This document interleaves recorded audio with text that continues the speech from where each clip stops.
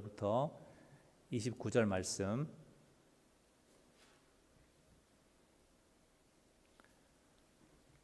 말씀은 스크린에 있지만 가져오신 성경책을 보시기를 추천합니다.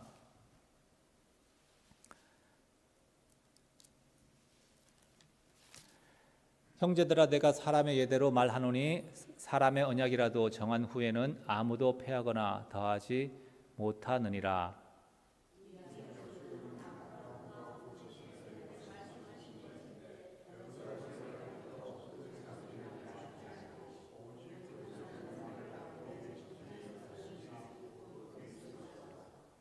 내가 이것을 말하노니 하나님께서 미리 정하신 언약을 430년 후에 생긴 율법이 폐기하지 못하고 그 약속을 헛되게 하지 못하리라.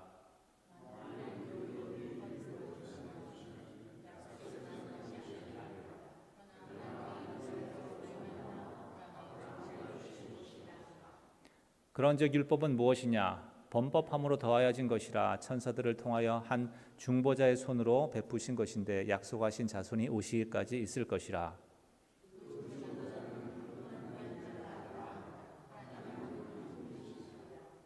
그러면 율법이 하나님의 약속들과 반대되는 것이냐? 결코 그럴 수 없느니라.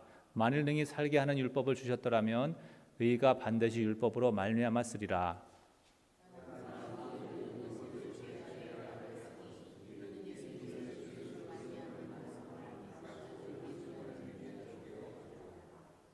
믿음이 오기 전에 우리는 율법 아래에 매인 바 되고 계시될 믿음의 때까지 갇혔느니라.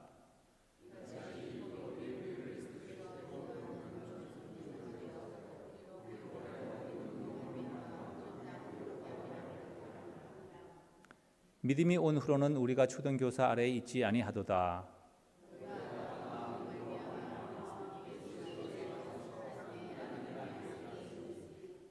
누구든지 그리스도와 합하기 위하여 세례를 받은 자는 그리스도로 옷 입었느니라.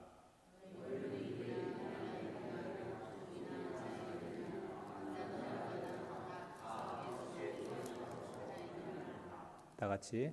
너희가 그리스도의 것이면 곧 아브라함의 자손이요 약속대로 유업을 이을 자니라. 아멘.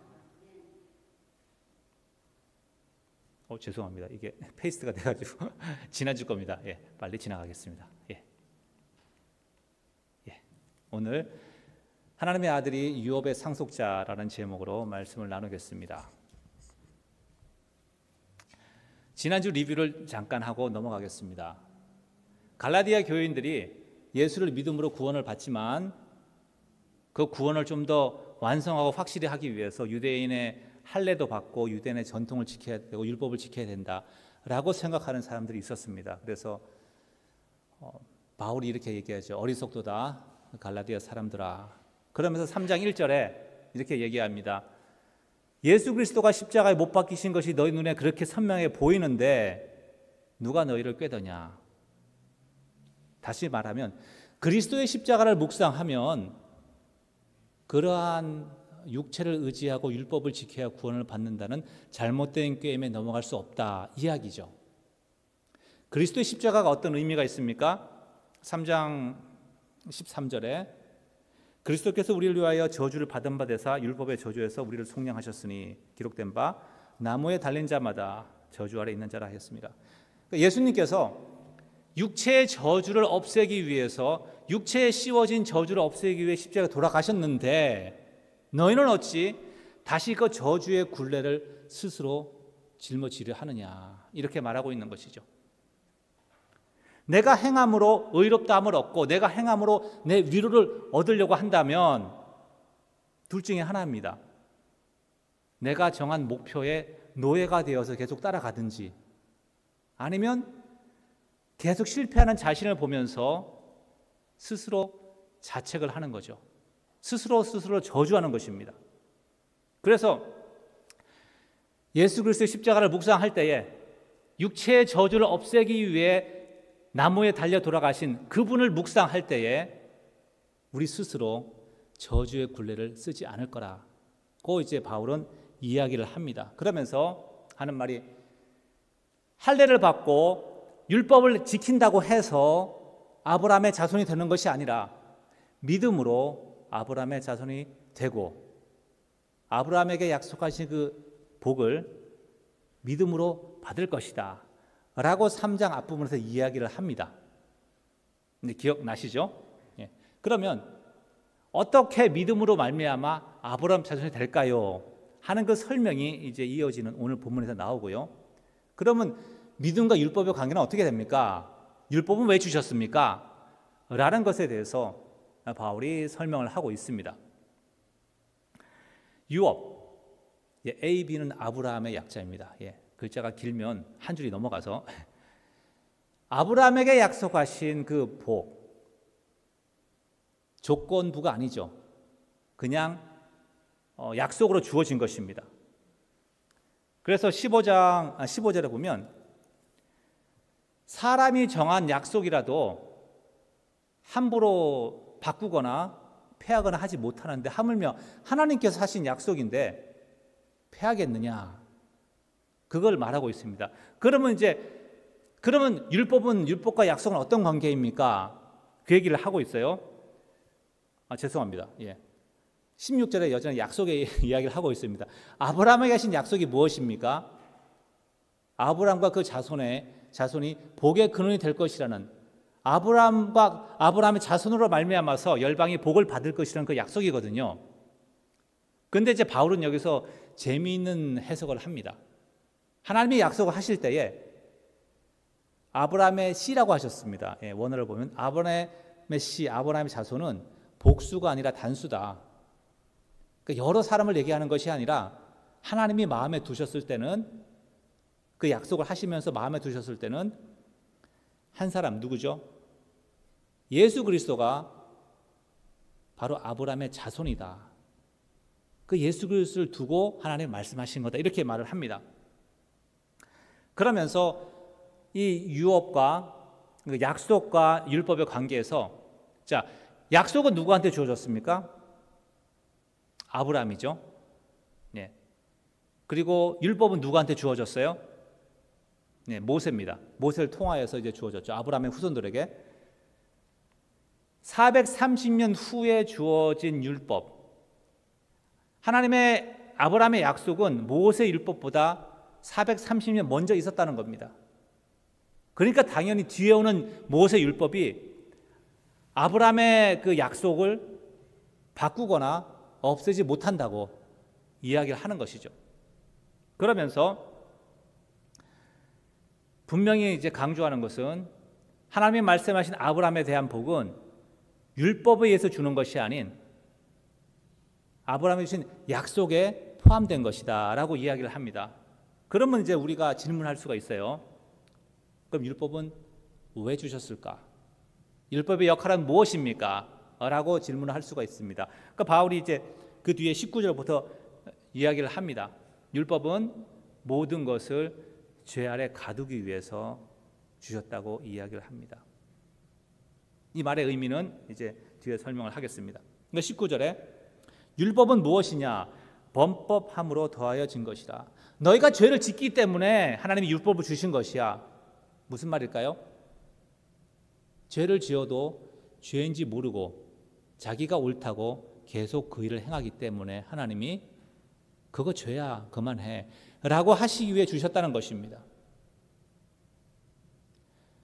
성경 말씀을 읽어보시면 이스라엘 백성이 죄를 지을 때 하나님이 한 가지씩 더 규칙을 더하십니다.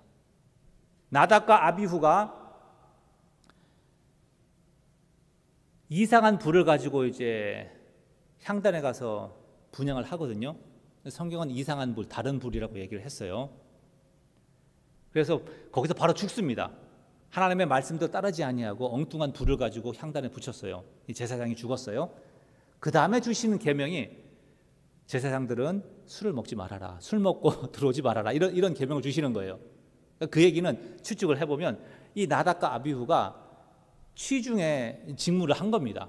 취중의 설교를 한 거랑 비슷한 거죠. 하나님이 그 계명을 주십니다. 그렇게 하지 말라고. 자, 무슨 얘기냐면 인간이 죄를 지을 때 자기가 잘못한지 뭐 괜찮겠지 이 정도는 라고 생각하고 져요. 그런데 하나님이 보시기엔 죄예요. 그러니까 하지 말라고, 그건 죄라고 알려주시기 위해서 계명을 주시는 겁니다. 그러니까 인간 역사를 지나면서 죄를 점점 지으면서 율법이 점점 늘어나는 겁니다. 10계명을 주셨다가 더 많은 계명을 주시고 또 주시고 이렇게 점점 많이 주시는 것이죠.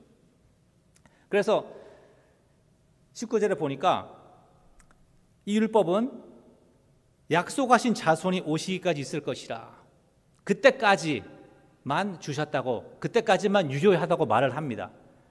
약속하신 자손이 누굴까요? 앞에서 했죠. 그리스도가 오시기까지만 율법이 밸리드하다라고 얘기를 한 겁니다. 그러면서 율법과 약속의 차이점을 설명하고 있어요. 20절에서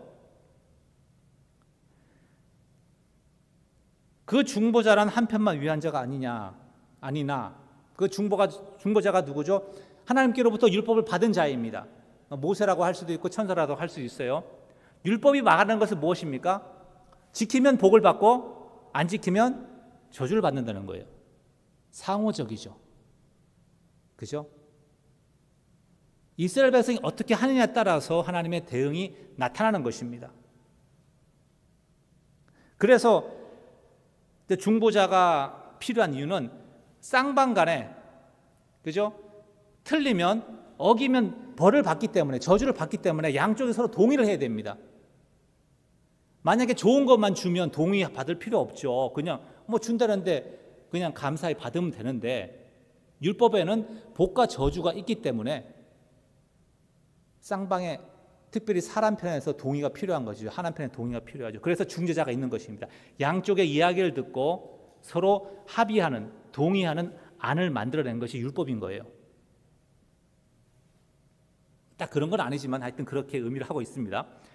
그런데 약속은 무엇입니까? 약속은 하나님이 아브라함을 찾아가서 말씀하신 거예요. 하나님이 일방적으로 말씀하시고 하나님이 성취하시겠다는 것이죠. 그래서 20절에서 하나님은 한 분이시니라. 이 약속의 당사자는 아브라함과 하나님이 아니라 하나님 한 분이시라는 거죠. 창세기 15장에서 하나님이 그 언약을 하시고 쪼갠 고기 사이를 횃불이 지나갑니다.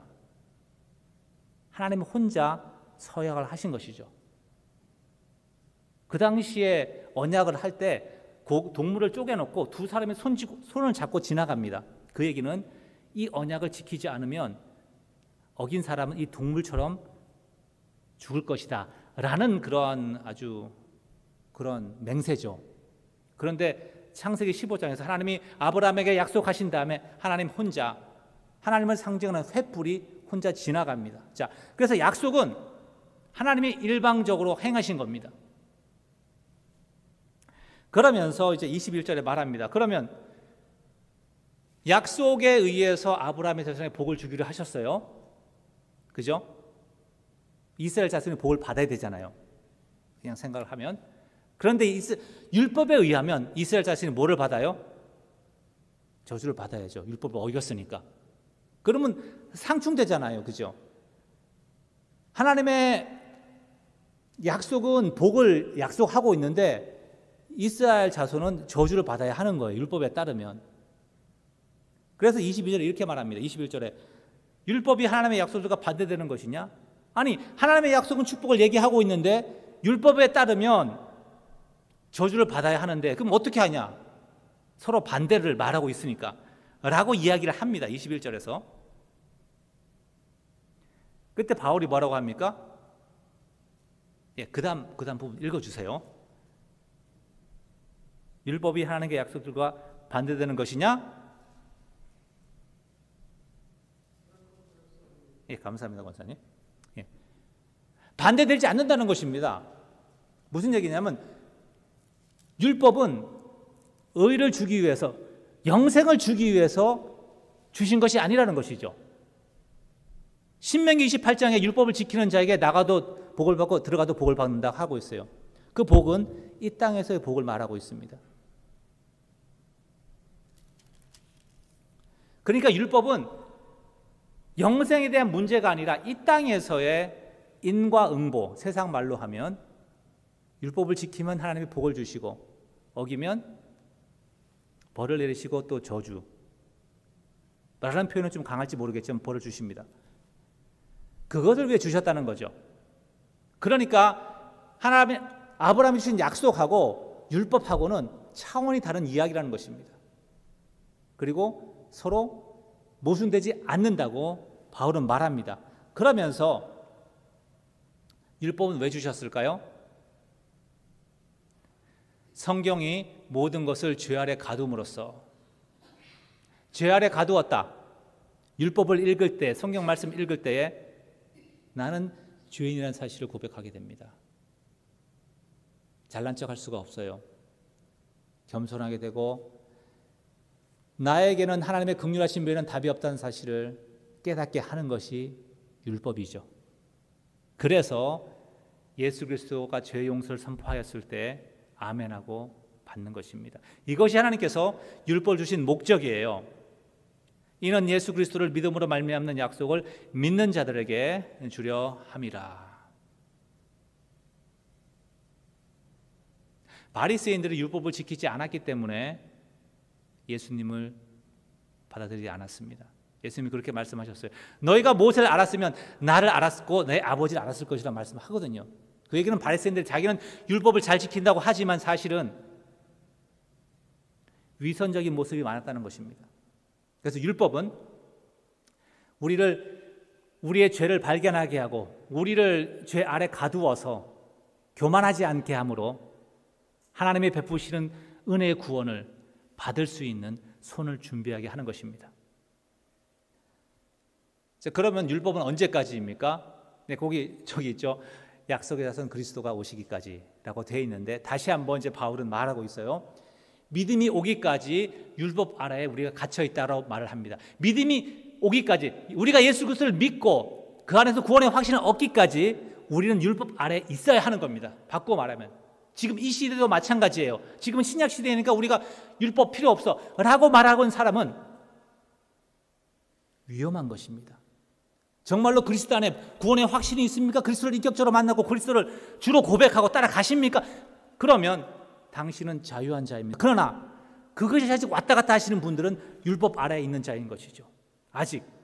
그래서 더 주님을 더 알기를 원하고 십자가의 은혜를 알기를 원합니다. 자, 그러면 우리는 이렇게 질문할 수 있어요.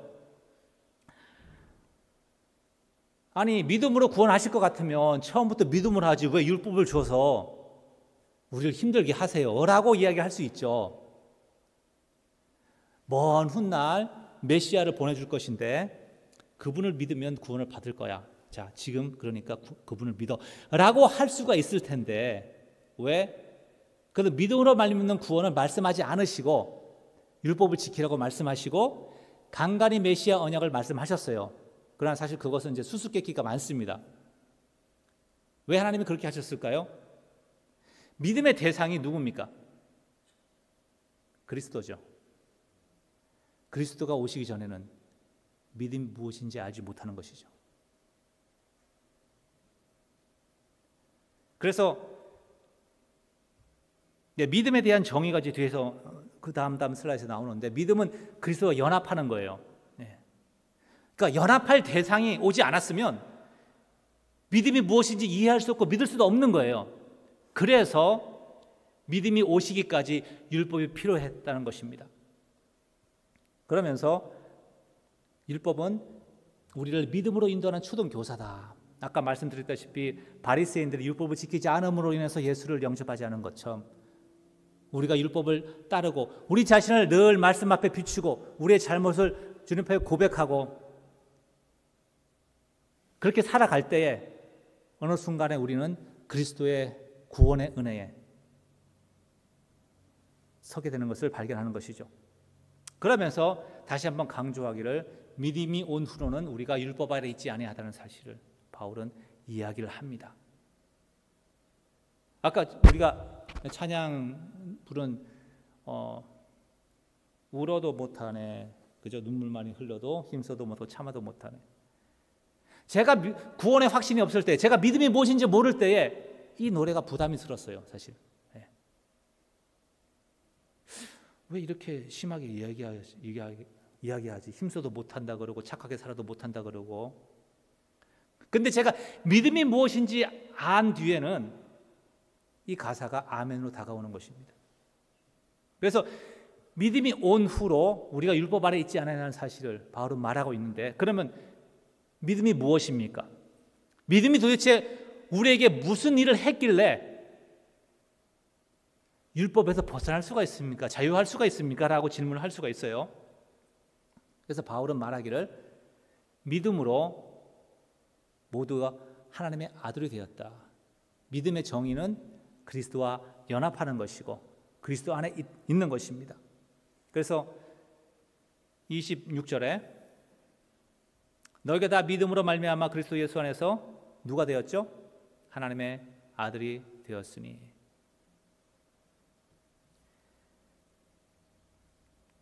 믿음의 정의는 그리스도와 연합이죠. 27절 누구든지 그리스도와 합하기 위하여 세례를 받은 자는 그리스도로 옷 입었느니라. 그 당시에 옷이라는 것은 지금도 그렇지만 이게 주일날 이제 교회에 와서 양복을 입고 있으면 그 사람은 목사님이나 장로님이에요. 그죠? 네. 아프리카 우간다는 목회자는 어디 가나 항상 양복을 입어야 된대요. 네. 그래서 아무튼 왕은 왕의 옷을 입고 있고, 그죠? 법관은 법정에 들어갈 때 법복을 입죠. 옷이라는 것은 그 사람의 신분과 정체성을 말하는 것입니다. 그리스도로 옷을 입었다는 것은 그리스도인이라는 거예요. 세례를 받는 것이 무엇입니까? 내가 공개적으로 선포하는 겁니다. 나는 그리스도를 믿습니다. 나의 주인으로 영접합니다. 라는 그러한 고백이거든요.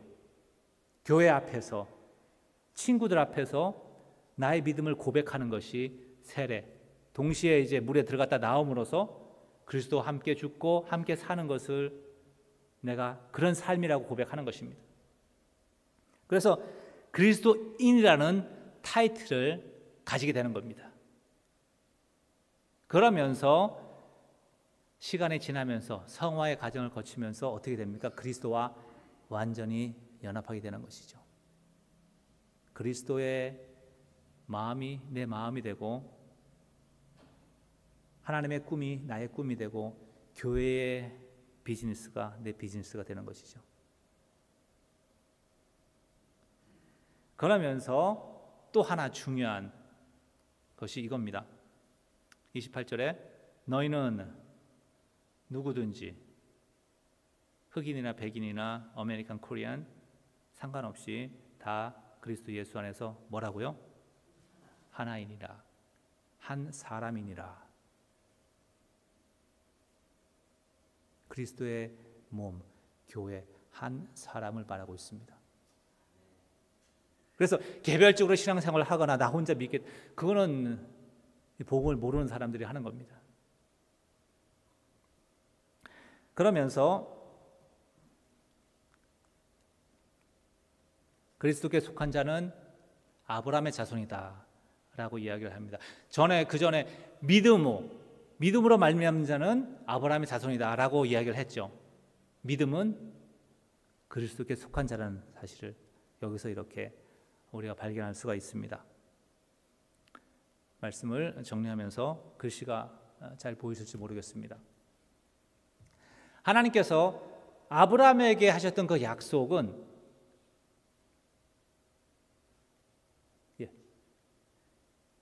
하나님의 아들이라는, 그러니까 아브라함에 하셨던 축복은 결국 하나님의 아들이 되는 거예요. 이 땅의 복이 아니라는 거죠. 물론 포함되겠지만 궁극적으로 하나님의 아들이 되는 것이 아브라함에 하셨던 약속이고 축복의 근원입니다. 그렇기 때문에 성령을 주셨죠. 성령이 아브라함에 주신 복이, 아브라함에 약속하신 복이거든요. 율법을 주신 이유는 내 안에 소망이 없음을 알게 하기 위해 주셨습니다. 율법을 통하여서 하나님의 아들로 가라는 것이 아닙니다. 가는 길이 없어요. 인정받고 싶은 욕구로 인해서 율법은 내가 인정받을 수 없는 존재라는 사실을 깨닫게 합니다. 그때 그리스도를 만남으로 죄 용서의 은혜를 알고 그리스도와 연합하여서 하나님의 아들의 형상에까지 자라가게 되는 것이죠. 그래서 오늘 말씀을 통하여서 한 가지 확실하게 할 것은, 하나님이 우리에게 주시는 복은 영생 맞죠? 성령 맞죠? 그러나 왜 성령을 주시고 영생을 주십니까? 하나님의 아들이기 때문에 주시는 겁니다. 하나님이 우리에게 주시는 복은 하나님의 아들이 되는 거예요. 어떻게? 그리스도 안에서, 그리스도와 연합함으로써. 하나님이 주시는 복을 생각하면서 우리가 어떤 복을 기대를 합니까?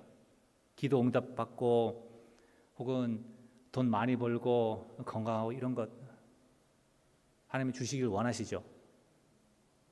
그런데 하나님이 우리에게 주시는 궁극적인 복은 바로 하나님의 아들로 삼아 주시는 겁니다.